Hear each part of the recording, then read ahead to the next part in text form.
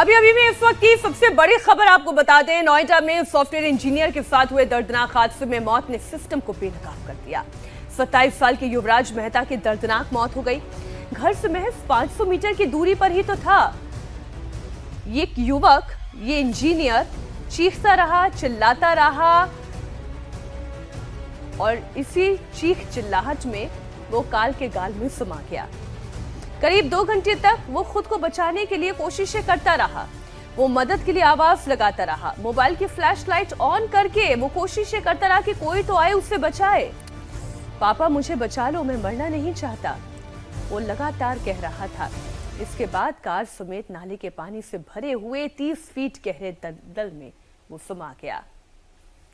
युवराज मेहता की स्पॉट पर ही मौत हो गई। पिता लाचार बेबस सामने सब कुछ देखते रहे, लेकिन सिस्टम के आगे सब कुछ फेल नजर आया। खुद को बचाने के लिए युवराज ने जितनी भी कोशिशें की थी वो नाकाम हो गई।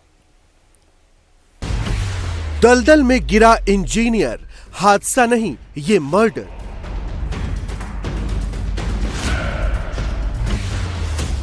नोएडा में इंजीनियर की हत्या का मुजरिम कौन?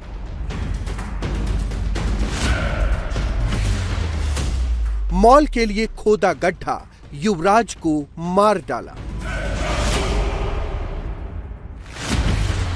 पिता की आंखों के सामने बेटे के प्राण चले गए।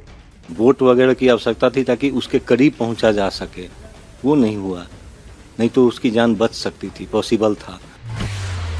मैं मरना नहीं चाहता, ये कहते कहते वो डूब गया। क्या वो पूरी टीम में किसी को तैराकी नहीं आती थी? नहीं आती तो आपके पास लाइफ जैकेट थी, आपके पास कार थी, टायर था, ट्यूब था, कोई भी जा सकता था, बट उनका अपना नहीं था, तो शायद इन्होंने इतना नहीं किया। मोबाइल का फ्लैश ऑफ, युवराज की सांसें बंद।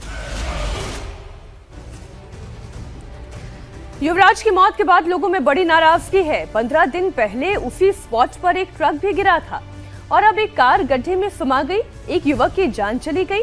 लोगों का आरोप यह है कि प्रशासन की लापरवाही की वजह से ये सब कुछ हुआ है।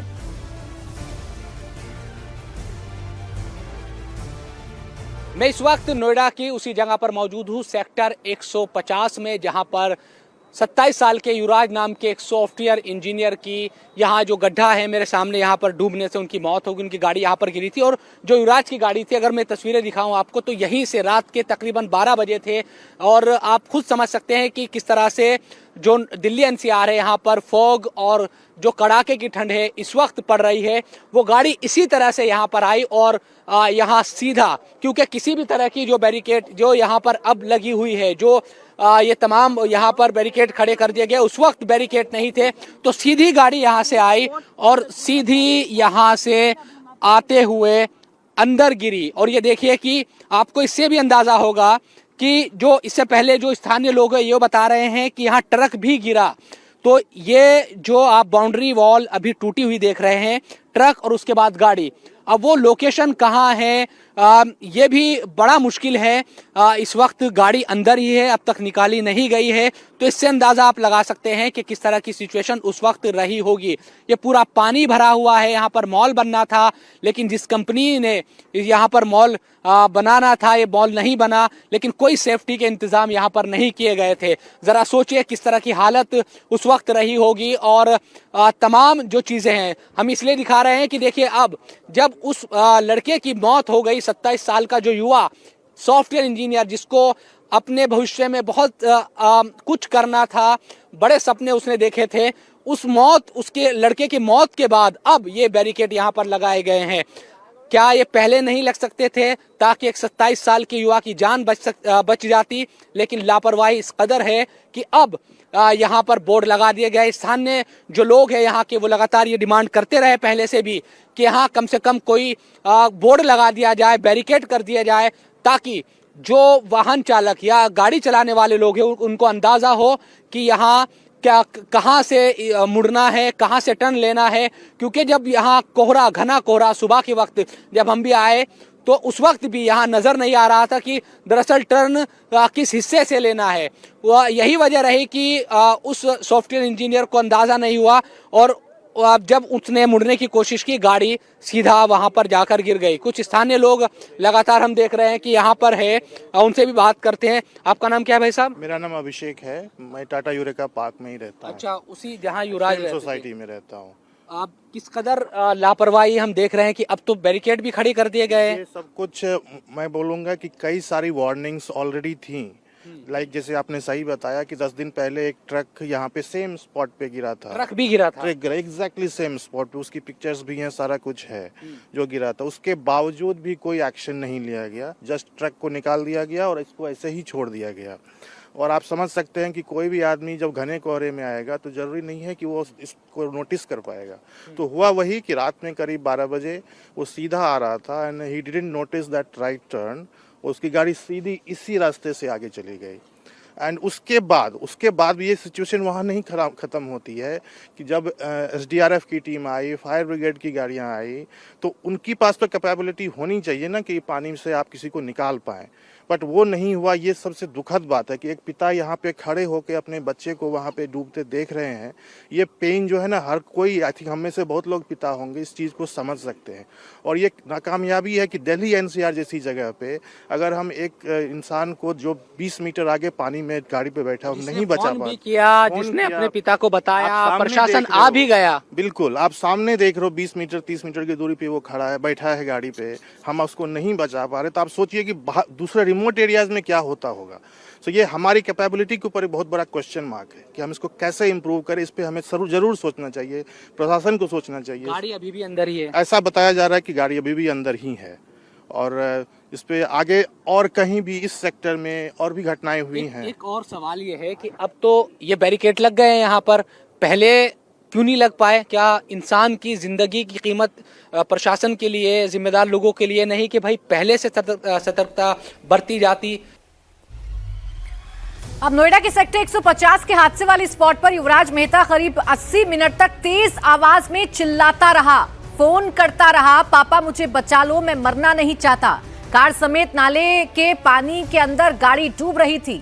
लगातार वो चिल्ला रहा था कि मुझे बचा लें, लेकिन कोई भी मदद के लिए आगे नहीं आया। इस इलाके के जिम्मेदार अफसरों और कर्मचारियों को कारण बताओ नोटिस जारी कर दिया गया है। ट्रैफिक विभाग के जूनियर इंजीनियर नवीन कुमार की सेवाएं तत्काल प्रभाव से खत्म कर दी गई हैं, बर्खास्त कर दिया गया है। बिल्डर के आवंटन और निर्माण कार्य की रिपोर्ट मांगी गई है, FIR दर्ज की गई है और पूछताछ भी फिलहाल की जा सकती है।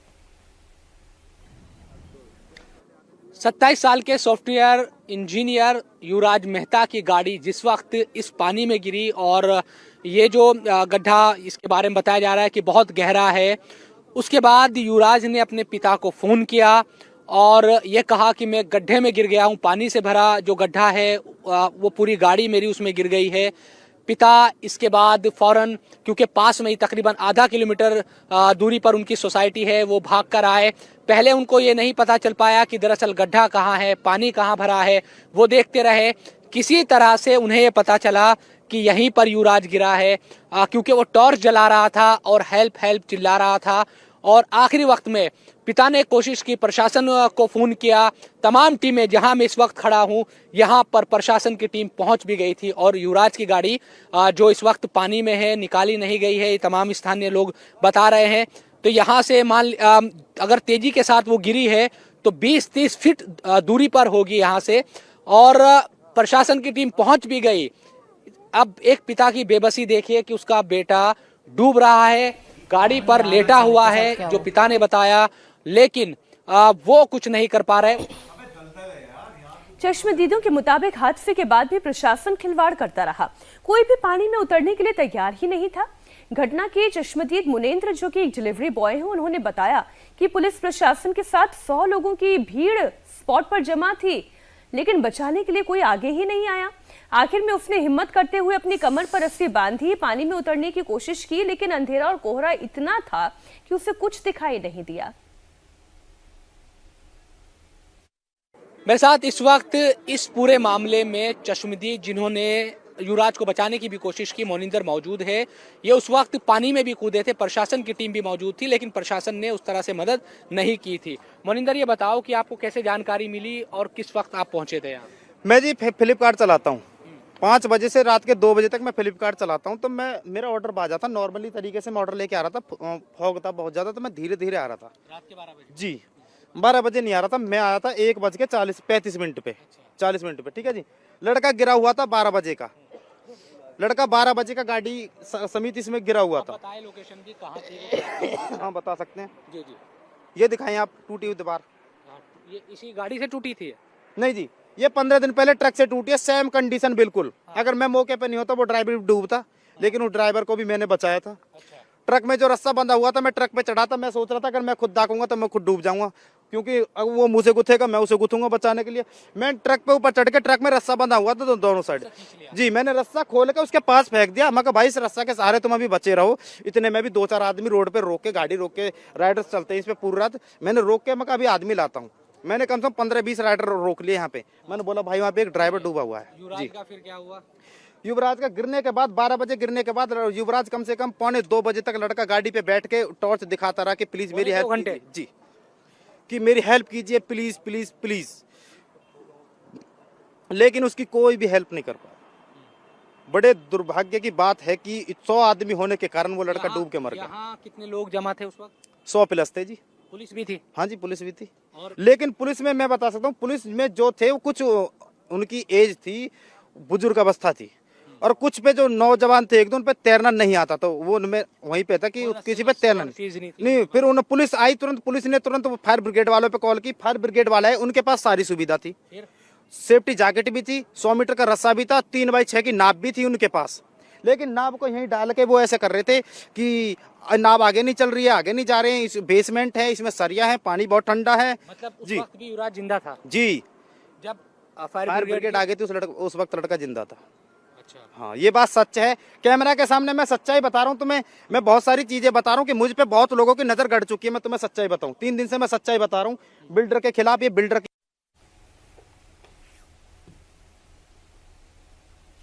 युवराज ने रात 12:20 पर पिता को फोन करके हादसे की जानकारी दी। पिता ने तुरंत डायल 112 पर घटना की सूचना दी।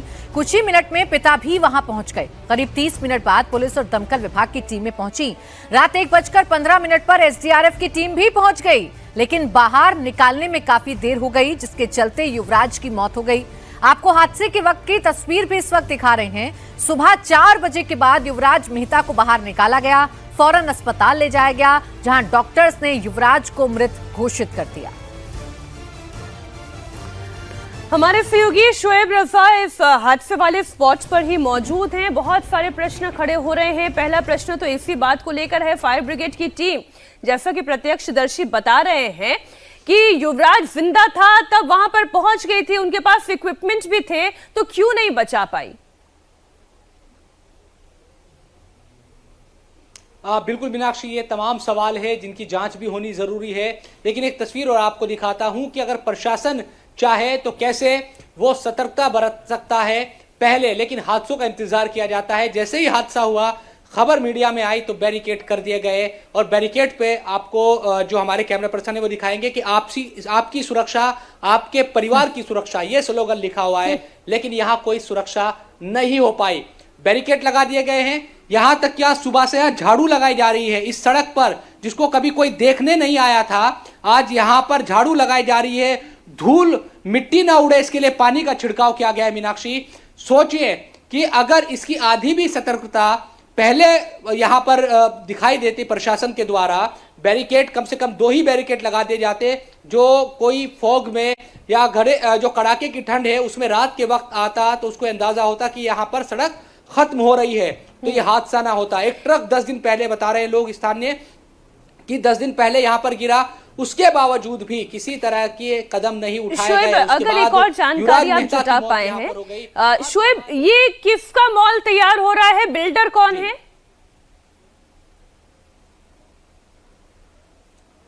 बिल्कुल, देखिए ये लोटस मॉल, इसके बारे में बताया जा रहा है कि ये बनाया जा रहा है और बहुत दिनों से ऐसे ही खाली पड़ा हुआ है। और इसकी अगर बात की जाए तो इसमें ये जो सिचुएशन बनी वो इसलिए क्योंकि पूरा प्लॉट खाली पड़ा रहा, इसमें बुनियाद वगैरह भरी गई थी, जो बता रहे हैं लोग न्यू, और ये जो नाला है, ये नाला इसके बराबर से बहता है, इसका पानी इसमें जाता रहा। तो कुल मिलाकर ना सिर्फ लोटस जो जो यहाँ पर जो भी ये बिल्डर है, इस कंपनी के मालिक, उनकी लापरवाही के कम से कम वो किसी तरह का यहाँ पर कोई बैरिकेड या नहीं इस तरह शोएब, की देखिए हमने तो अपने सामने नोएडा को इतना डेवलप होते हुए देखा, इतने सारे बड़े बड़े मॉल शोएब हमने अपनी आंखों के सामने बनते हुए देखे, जिनकी नींव भी खोदी गई, लेकिन हमेशा से उन कंस्ट्रक्शन साइट पर लोहे की बड़ी बड़ी शीट्स लगा दी जाती थी जिससे कि कोई हादसा ना हो। तो सबसे बड़ा गुनहगार तो ये बिल्डर है, सबसे बड़े गुनहगार तो इस कंस्ट्रक्शन साइट पर काम करने वाले वो मैनेजमेंट टीम के लोग हैं जिनकी वजह से युवराज की जान गई है। और फिर जो प्रशासन की लापरवाही है वो तो साफ दिखाई दे रही है। बहुत शुक्रिया शोएब आपका इस पूरी जानकारी के लिए। अब युवराज मेहता की मौत के बाद लोगों में नाराजगी है। सोसाइटी और आसपास के लोगों ने कैंडल मार्च निकालकर विरोध भी दर्ज करवाया। लोगों ने प्रशासन के खिलाफ अपना गुस्सा जाहिर किया है। आरोप लगाया कि पहले से इंतजाम होते तो जान नहीं जाती, या उस वक्त भी टीम सजग होती और तमाम इक्विपमेंट्स के साथ पहुंचती और कोशिश करती युवराज को बचाने की, तो शायद युवराज की जान ना जाती और परिवार को ऐसे इकट्ठा होकर या जानने वालों को ऐसा इकट्ठा होकर ये कैंडल मार्च ना निकालना होता। Justice for Yuvraj! Justice for Yuvraj! Justice for Yuvraj!